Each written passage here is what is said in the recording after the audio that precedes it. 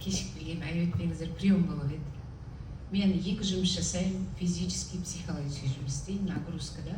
Соңғы бір жылдың ішінде енді өзімнен аңғарған возрастқа байланысты шаршау, 2 аяқты көтеріп, енді 4 сағаттан кейін 2 аяғым ауыратын болды.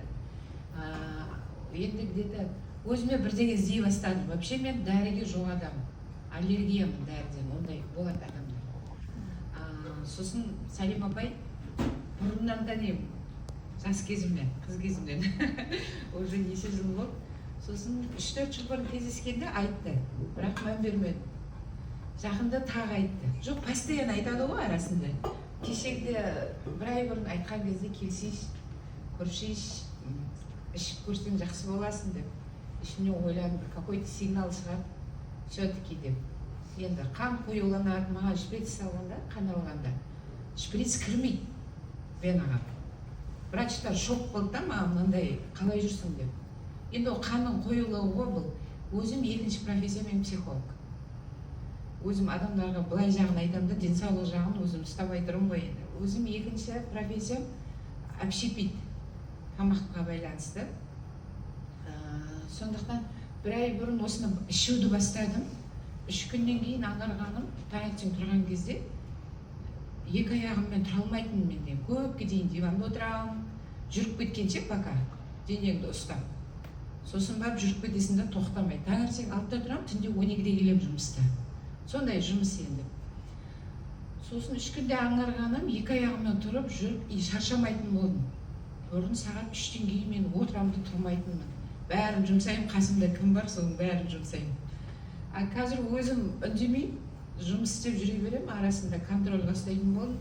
Сосын 2-7-ден кейін, енді әйел адамымыз ғой, мына жерде ер адамда бір ұят шығар еді. Айына келетін месше, мен бір күн 2 күн келетін қою болып жүрген. Но енді осы келгенде мен енді патырлап жүгірдім мен. Бұл енді масқара болды. Жұмыста мен отырып тұрмайтын адам, мен ана неден шықпадым енді, қайта ауыстырып, мен не болып кетті, қыз болып кеттім ба?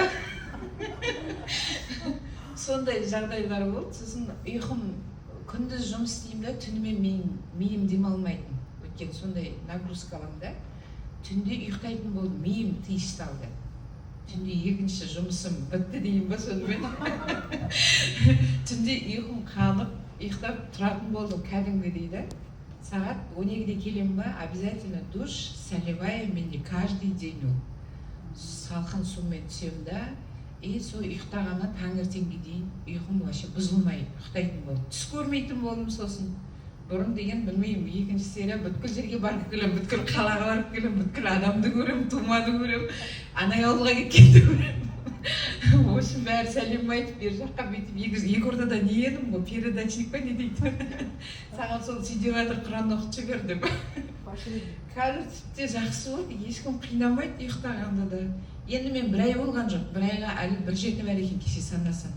Екінші коробкасын сатып алдым. Енді әркім өзінің денсаулығына қараған дұрыс қой. Мен осы кезге дейін дәрі ішкен адам емеспін. Мынандай капсула дегенге фирмаға жолаған адам емеспін. Өйткені сенбеймін бұндайға. Енді неше түрлі шығып жатыр ғой. Просто Сәлем апаның бір сөзі, өйткені бір сөйлейтін адам екенін білем. Ер адам мінезді. Сосын Бемарда келдім. Осы ішіп жатырмын енді. Керемет нәтиже. Ана розовый коробка аттарын жатталған.